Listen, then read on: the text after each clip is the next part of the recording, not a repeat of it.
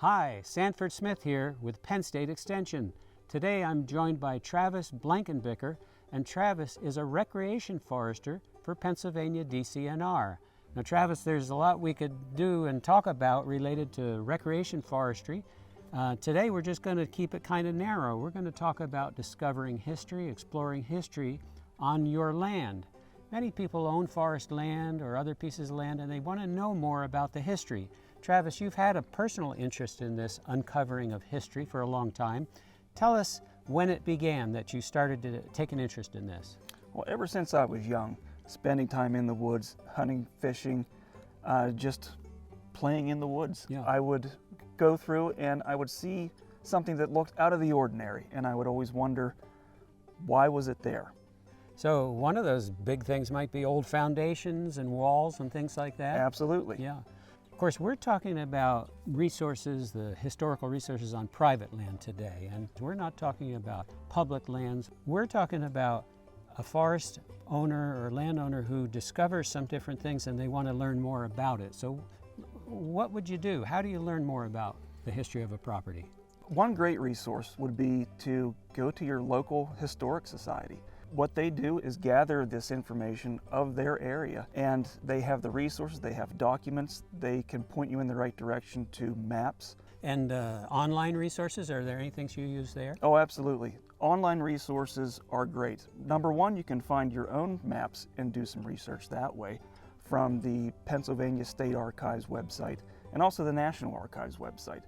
Travis, I understand you use a metal detector sometimes, and there are different types of metal detectors. Can you tell us about that? Sure. The most common metal detector that you can find in the stores would be called a VLF metal detector. Mm-hmm. Now, the things you can find with the VLF are down to about a foot in depth at the most. Yeah.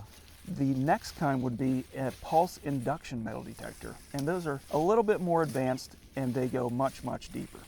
Do these detect all metal objects or only just steel and iron? These will detect anything metal.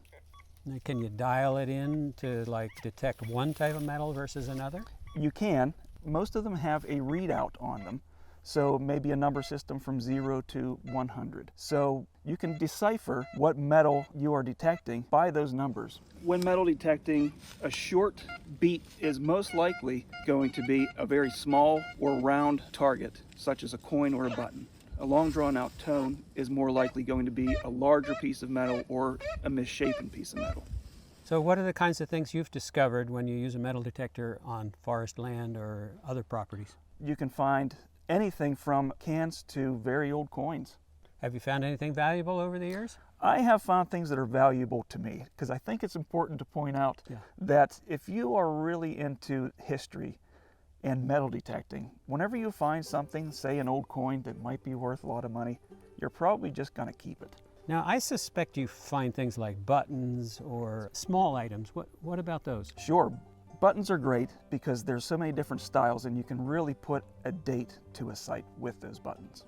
Have you ever found anything that was more made out of clay or like that when you're digging down there to get the metal objects? Oh, sure. Yeah. So another great tool to have with you whenever you're doing this is some sort of sifter. I personally carry a gold pan with a sifter out in the woods with me. Yeah. And every once in a while you'll find something like a piece of pottery or maybe an old clay pipe stem, all of which also help you really put a date and age to the site. Yeah. I'm guessing that you really can't go too far back, though. I mean, only to the time of metal objects are you going to go back with this kind of a metal detector. That's correct. Yeah. Travis, is there a best time of the year to do this kind of snooping around or detecting history? Right now is a great time, early spring. There's no active hunting seasons going on.